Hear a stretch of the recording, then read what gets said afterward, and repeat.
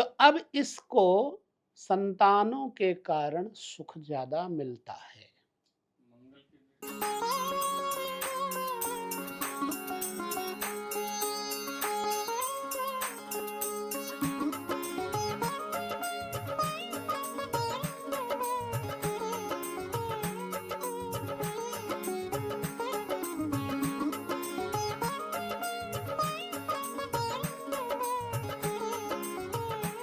आज की वीडियो में हम फिर तुमको चतुर्थ भाव से लेकर के कुछ बातें बताएँगे। चतुर्थ भाव से मकान, वाहन इत्यादि तो देखा ही जाता है। चतुर्थ भाव से माँ का विचार किया जाता है। माँ का स्वास्थ्य कैसा होगा? चतुर्थ भाव में पत्नी के कर्म कैसे होंगे? बैठे हुए ग्रहों से पता लगता है। अब इसको हम किस तरह से देखें? चतुर्थ भाव माँ का घर है। माँ को कितना कष्ट है, माँ कितनी सुंदर है, माँ का चरित्र कैसा है, माँ का स्वभाव कैसा है, ये यहाँ का चतुर्थ भाव बताता है। समझ पा रहे हो? ध्यान से। और चतुर्थ भाव से ये भाव अगर इसको लगन बनाएँगे तो ये भाव क्या बन जाएगा? सप्तम भाव। सप्तम भाव ये पिता का होता है और यही भाव की दशा जब चलती दसम भाव की दशा जब चलती है, तो माँ के लिए मार्केस बन जाता है। किसी भी जातक के जन्म कुंडली में दसम भाव की दशा जब चलती है दशमेश की, तो माँ के निधन होने का भय रहता है। आपके पास तो धन हो जाएगा, लेकिन माँ का निधन होने का भय रहता है। अब वो किस कंडीशन में होता है, ये तो भिन्न-भिन्न तरीकों से तुम्हें देखना पड़ेगा। आदमी को भूमि, भवन और मकान इत्यादि, वाहन इत्यादि की चिंता कब होती है, यह भी मैंने कल के वीडियो में बताया था। कल के संदर्भ में जो चीज़ें आईं, वो मकान को लेकर के थी। अब आज हम लेकर के चलते हैं मकान से संबंधित कुछ बातें, पत्नी और माँ के संबंध में कुछ बातें। बहुत मतलब सीरियसली होकर के समझना। लग्न में जो बैठेगा, अगर जल तत्व बैठा, मान लो वृश्चिक राशि, जल तत्व हो गई, तो 8, 9, 10, 11 जैसे यहाँ वृश्चिक राशि आएगी, यहाँ पर जल तत्व होकर तुरंत ही यहाँ बन जाएगा वायु तत्व। ठीक? जब चौथे भाव में अग्नि तत्व राशि हो जैसे मेष, अब माँ का स्वभाव यहाँ से पता लग जाएगा। मकान का, वाहन का भाव भी यहाँ से पता लग जाएगा। ये सब चीज़ें काउंट करती हैं। अब अग्नि तत्व हो गया, तो माँ के स्वभाव में थोड़ी उग्रता रहेगी। ठीक जस्ट वृष क्या हो गया? पृथ्वी तत्व। माँ के स्वभाव में धैर्यता, सौंदर्यता इत्यादि रहेगी और धारण शक्ति रहेगी। पृथ्वी का कार्य क्या है? धारण शक्ति। अगर यहाँ वृष राशि है और वृष राशि को विचार पूर्वक देखोगे, तो इसकी एक राशि नवम भाव में आएगी। नवम भाव भाग्य है, तो भाग्य और सुख दोनों का जो प्रभाव है, वो माँ, पिता और जातक के ऊपर पड़ता है। तो ऐसे अवस्था में जातक को अपनी माँ का सुख मिलता है। जातक की माँ धैर्य धारण करने वाली होती है। अब यहाँ पर हम दूसरी राशि फिर ले आते हैं, इससे बिगाड़ने वाला दो, मिथुन। मिथुन राशि ले आते हैं। ये कौन सी तत्व की राशि है? वायु तत्व। तीसरी राशि वायु तत्व है। अब कल्पनाशील हो गई। वायु का काम क्या है? उड़ान भरना, आकाश में रहना, खुली जगह रहना, स्पेस में रहना, उसका स्वभाव होता है। तो वो कल्पनाशील होगी, बहुत सोचेगी। ठीक? ये हो गई माँ की स्थिति। बुद्धिमान होगी, लेकिन क्योंकि मिथुन लग्न है चौथे घर में, तो बुद्धिमत्ता का प्रयोग प्रभाव रहेगा। कर्क राशि, ये क्या है? जल तत्व है। अब स्वभाव शीतल होगा। माँ का स्वभाव शीतल होगा, ठंडा होगा, सुंदर होगा, लेकिन थोड़ा चंचल होगा। ठीक? ये हो गया। हमने कौन कौन सी बता दी? अग्नि, पृथ्वी, वायु, जल। अब इसी तरह से आगे फिर अग्नि, पृथ्वी, वायु, जल, फिर आगे अग्नि, पृथ्वी, वायु, जल। उसी हिसाब से माँ के स्वभाव का, माँ के सौंदर्य का, माँ के प्रभाव का पता चल जाता है। ठीक है? माँ को माँ के प्रति कैसा सुख है, दुःख है, चौथे घर से तुम्हें जानना चाहिए। चौथे घर से ही वाहन, अगर यहाँ शुभ राशि है, तो वाहन का सुख होगा, और यहाँ अगर अशुभ राशि है, तो वाहन का दुःख होगा। इसी तरह मकान का, अगर यहाँ शुभ राशि है और शुभ दृष्टि है, तो मकान का सुख होगा, नहीं तो मकान का सुख, वाहन का सुख नहीं होगा। हो गई? जहाँ बस दिमाग ना काम करे, वहाँ पूछ लेना।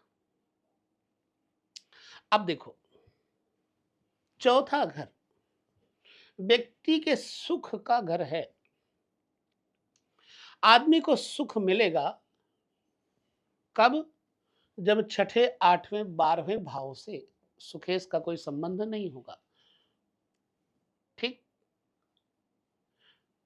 दूसरी बात, जब चंद्रमा दूषित नहीं होगा तब सुख मिलेगा, क्योंकि सुख का कारक है चंद्रमा और माँ मन।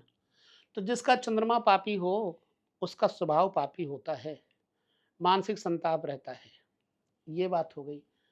अब यहां से हम और कुछ चर्चा कर लेते हैं।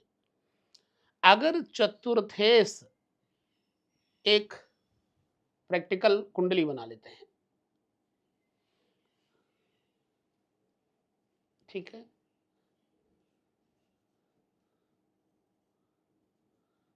इसे सीखना है। अब देखो, वो जरा कुंडली निकालना। यहां पर राहु प्लस मंगल बैठे हैं। ठीक? यहां पर केतु बैठ गए, यहां पर बृहस्पति बैठ गए। ठीक है? यहां पर शनि बैठ गए, यहां सूर्य हो गए, शुक्र हो गए और बुध हो गए। अब देखो ध्यान से, इसे समझना है। हमें सुख के बारे में विचार करना है, बस इस कुंडली में, और कुछ नहीं। यहां सुख भाव पर दृष्टि किसकी पड़ती है? पूरी दृष्टि मंगल की। और किसी ग्रह की दृष्टि पड़ रही हो तो बताओ। मंगल की चौथी दृष्टि पड़ रही है। मंगल क्या है? बृहस्पति से मंगल की मित्रता है, शत्रुता नहीं है। मंगल अपनी राशि में बैठे हुए हैं, और शनि मंगल की शत्रु राशि है। हालांकि मंगल शनि से शत्रुता कम करते हैं, शनि का शत्रुता ज्यादा है, शत्रुभाव। तो मंगल की दृष्टि बृहस्पति पर पड़ने के कारण जातक के दहना का जो धनेश है, वो कौन है? बृहस्पति है। और जातक के पंचम भाव का स्वामी भी बृहस्पति है। अब देखो, इस जातक में बौद्धिकता है या नहीं है, इस जातक में सुख है या नहीं है, हमें इसके बारे में ही देखना है। मंगल की दृष्टि कहती है कि जातक के पास 1, 2, 3, 4, 5, 6 संपत्तियां हो सकती हैं, लेकिन चूंकि यहां से यहां का और यहां का संबंध है, मंगल के साथ बैठा है राहु जैसी भी स्थिति में है, लेकिन संबंध इससे है, तो लगता है कि ये राहु की वजह से कोई एक ऐसी प्रॉपर्टी होगी जो खाली शून्य पड़ी होगी। बाकी मंगल की दृष्टि जब बृहस्पति पर पड़ती है, तो इस जातक के जीवन में 2 प्रॉपर्टियां होती हैं जो बनी बनाई होती हैं। ठीक? और कोई दृष्टि पड़ रही हो तो बताओ। नहीं पड़ रही? जातक की 2 प्रॉपर्टी हैं या नहीं है? जोर से बताओ। प्रॉपर्टी हैं 2। राहु के साथ मंगल बैठा है, सिर में पीड़ा और कभी कभी जिद और क्रोध दे देता है। राहु मूल विषय है हमारा सुख भाव की तरफ। अब सुखेश को देखें, उसका संबंध कहां चला गया? अपने कारकत्व में चला गया। शनि हमेशा अष्टम के कारक होते हैं, छठे और 12वें के कारक भी शनि होते हैं। यहाँ कारकत्व में चले गए।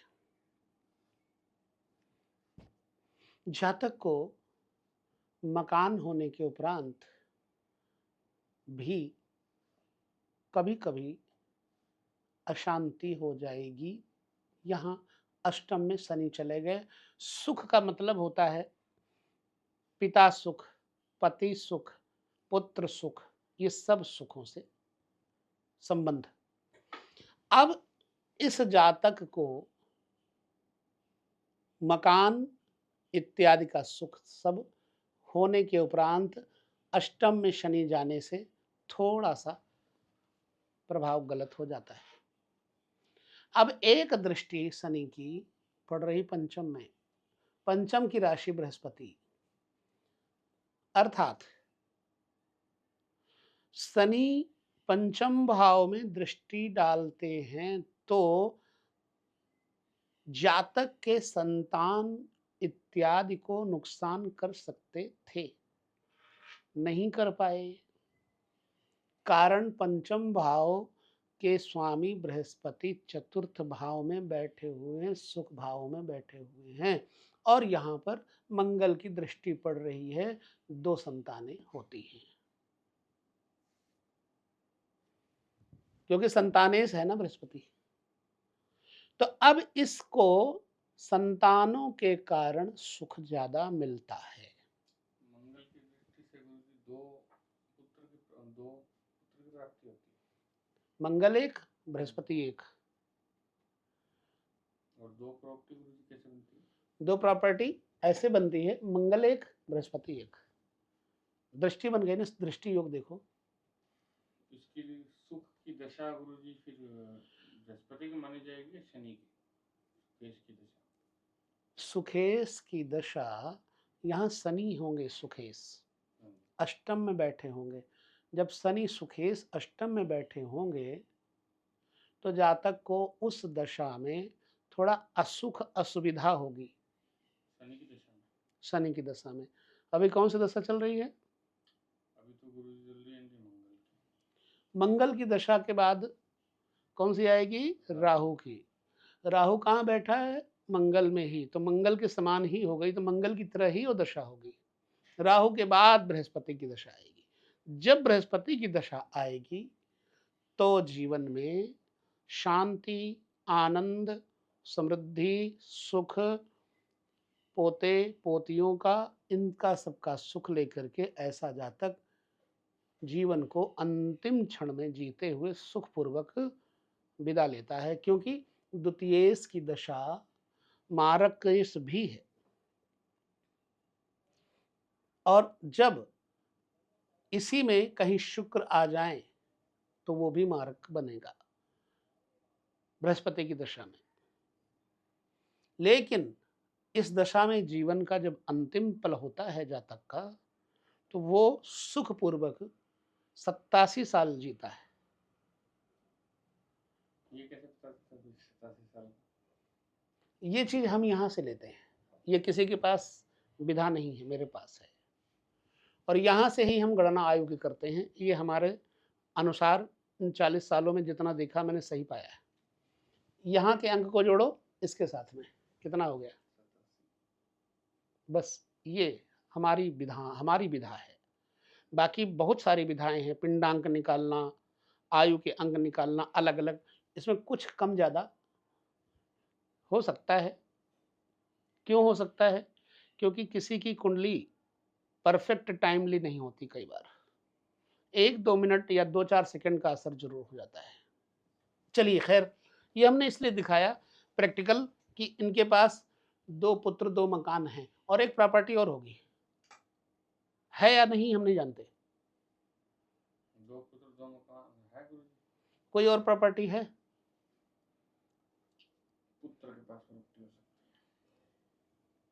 वो तो बहुत होगी, पुत्र के पास तो प्रॉपर्टी बहुत होगी, उसके तो बारे में जाने दो। इनके पास है। इनके पास फिलहाल 2 प्रॉपर्टी है, अभी तीसरी का विचार है, अगर हो जाए तो ठीक होगा, लेकिन वो प्रॉपर्टी सिर्फ वो बिजनेस पर्पस से, और गाय, भैंस, तबेला, धुएंदार होटल या कुछ ऐसे, या फिर ऐसी भूमि जहाँ केवल प्लाट हो, ऐसी भूमि हो सकती। बाकी रहने के लिए 2 ही प्रॉपर्टियाँ रहेंगी। इन्हीं को अपडेट कर सकते हैं। ठीक, आगे भी एक जब भी अगर बिक भी गई दूसरी हो जाएगी। दोनों बिक गए तो 2 और हो जाएंगी। क्यों? कि बृहस्पति की कंडीशन को बहुत बल प्राप्त हो रहा है, इसलिए। अब चूंकि हम इनकी कुंडली में पर्सनल बात कर रहे हैं, सप्तम भाव का स्वामी धन, परिवार, कुटुंब में बैठा हुआ है शुक्र बुध मित्र के साथ। लेकिन शुक्र सूर्य के साथ बैठ करके जीवन के प्रारंभिक चरण में सूर्य ने, शुक्र सूर्य बुध, जीवन के प्रारंभिक चरण में सूर्य ने शुक्र को नुकसान पहुंचाया। सुख जो होता है, दूसरा घर जीवन साथी के लिए भी देखा जाता है। द्वितीय भवन जीवन साथी का बोध कराता है। एकाग्रता, धैर्यता, भोग, उपभोग, संपत्ति जो ठहरी हुई है वो उनका भी बोध कराता है। तो पति बृहस्पति होता है। बृहस्पति अगर बुरे ग्रहों से देखा जाएगा तो जीवन में पति का सुख शून्य हो जाता है, किंतु पंचमेश होने के कारण पुत्रों का सुख जरूर मिलता है। ये बार बार मैं कहूंगा। तो द्वितीय भवन में शुक्र सूर्य बैठे, नेत्रों पर चश्मा लगाना पड़ेगा। बुध, मैंने दांतों के लिए पूछा था क्योंकि अष्टमेश यहाँ बैठा हुआ है, एकादशेश यहाँ बैठा हुआ है। आय का साधन भी इनके पास अच्छा रहेगा, आमदनी का जरिया 3 होगा इनके पास। कितने हैं? बुध है वाणी से, दूसरा घर वाणी भी है। कितने हैं प्रारंभिक चरण में? 2। तो छोड़ो, वर्तमान में कमाई के स्रोत कितने हैं? 3। 3 हैं। कौन कौन से हैं? जैसे गुरुजी, चलिए, एक तो हो गई, मतलब जातक आकाशवाणी में है। दूसरा हो गया जातक, ठीक है, उसको डिफेंस भी बोलते हैं, ठीक है। तीसरा, कोई ना कोई साधन और होगा मकान से, ठीक। तो आमदनी के जरिए हो गए 3, बनेंगे अभी 2 और। पैसा बहुत होगा, 3 ग्रहों की वजह से सुख बहुत होगा। हाँ, 3। सुख बहुत होगा, पैसा बहुत होगा, धनाढ्यता बहुत रहेगी, ठीक। सुखेश अष्टम हो जाने के बावजूद भी अब नवमांश में इनका कोई ना कोई और अच्छा ग्रह मिलेगा जो सुखेश को अष्टम में ले जाता है, लेकिन नवमांश में इनको सुख अवश्य मिलेगा। नवमांश चक्र की कुंडली कहाँ है? दिखाओ जरा।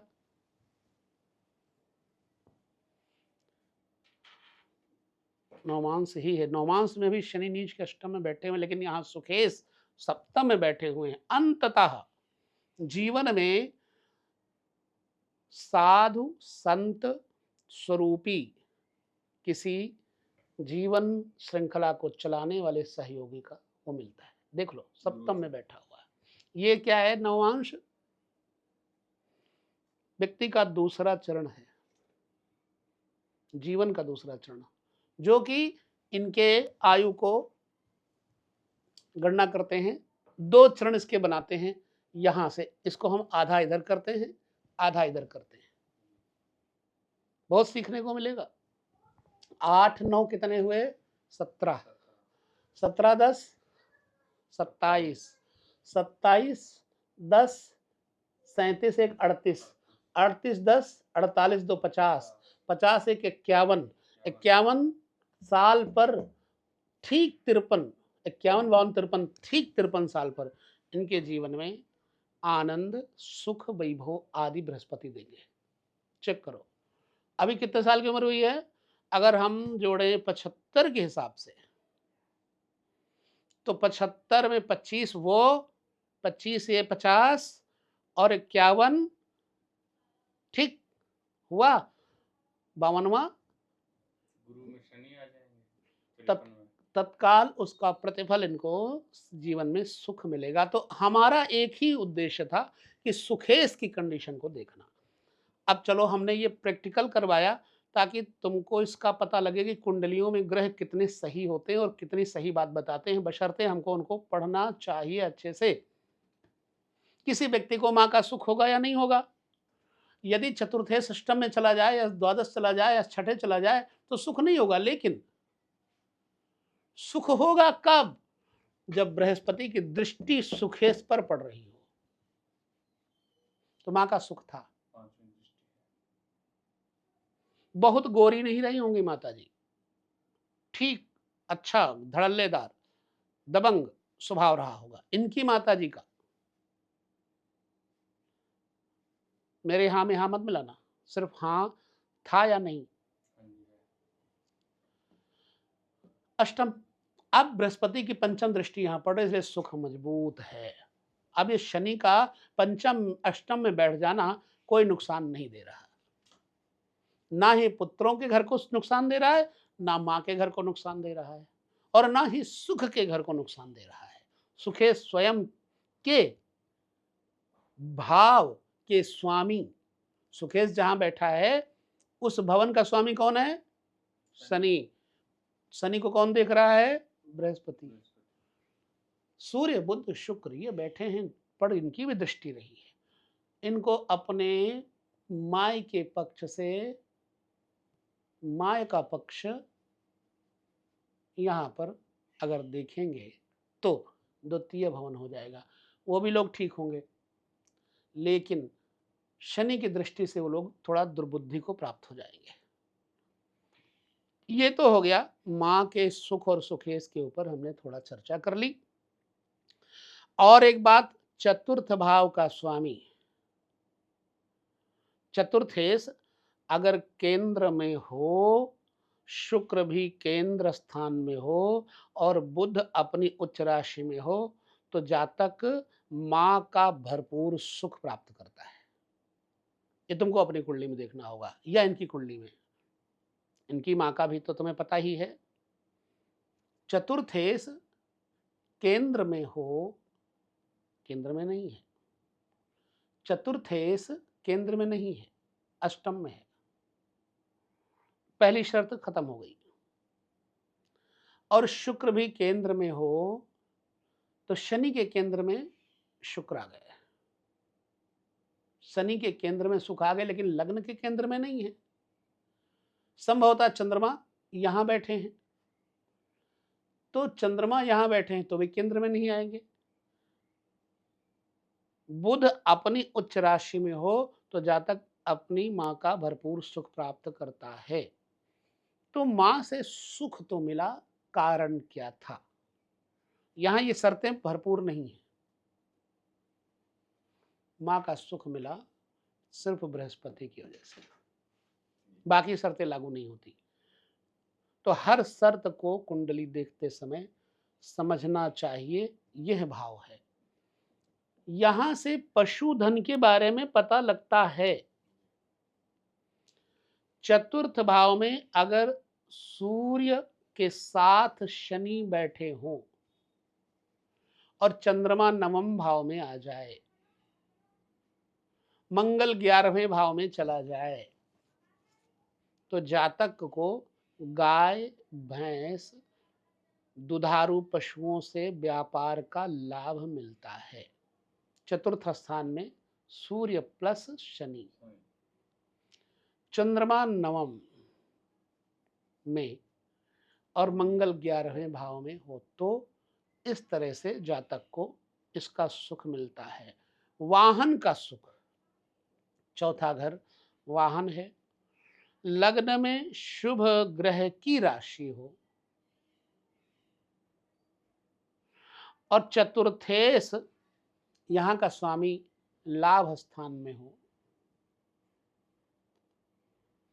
और चतुर्थ भाव के कारक ग्रह चंद्रमा तथा शुक्र 12वें भाव में हो, तो जातक 12वें साल में ही वाहन का सुख प्राप्त करता है। यहाँ वो शर्त नहीं है, यहाँ हम खाली भाव बता रहे हैं वाहन का। दूसरी शर्त, दूसरा योग,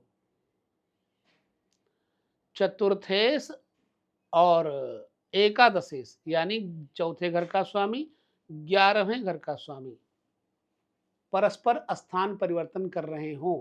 जैसे यहाँ का स्वामी यहाँ चला जाए 11वें घर में, और 11वें घर का स्वामी चौथे घर में चला जाए, तो जातक को 32वें साल में वाहन का भरपूर सुख प्राप्त होता है। तीसरी चीज, सूर्य चतुर्थ भाव में हो और चतुर्थेश अपनी उच्च राशि में शुक्र से युति करे तो भी अच्छी वाहन की स्थितियों को मजबूत करता है। चलो, ये चतुर्थेश को लेकर के कुछ विचार किए गए। चतुर्थेश दशमस्थ होने पर जातक अपने माँ का भक्त होता है। चतुर्थ भाव का स्वामी अगर दसम स्थान पे चला जाए तो ऐसा जातक अपने माँ का भक्त होता है। चतुर्थ भाव में शुभ ग्रह की स्थिति और चतुर्थेश अपने उच्च राशि में हो तो माँ की आयु बड़ी भारी होती है। तुम्हारे चतुर्थेश कौन है? बृहस्पति हैं। बृहस्पति वहीं पर बैठे हुए हैं। इसका पता इससे लगता है कि जातक का जो परिवार है साधु भाव से रहा होगा। ब्राह्मण, साधु, खान पान संयम से रहा होगा, क्योंकि माँ का भी और पुत्र का भी। चतुर्थ में शुभ ग्रहों की स्थिति और चतुर्थेश जो तुम्हारा है वो भी स्वयं बृहस्पति है, तो जातक की माँ दीर्घायु होती है। 87 साल मैंने बताया। दीर्घायु अभी इससे ऊपर भी जा सकती है, क्योंकि दीर्घ 100 साल से ऊपर जाता है व्यक्ति, उसे दीर्घ कहते हैं। तो तुम्हारी कुंडली में वो शर्त लागू हो जाती है। तो ये कुछ बातें चतुर्थेश को लेकर के आज की कुंडली में तुमको मैंने बताया। हमारे जितने लोग दर्शक भी हैं वो भी इससे लाभान्वित होते हैं। यहाँ पर समय को विराम देते हैं और संदर्भ को भी विराम देते हैं। चतुर्थ भाव के अन्य योगों तथा पंचम भाव के तालमेल पर विचार करेंगे कल के क्लास में। कुछ पूछना है यहाँ पर तो पूछ लो। पूर्ण विराम दे दूं?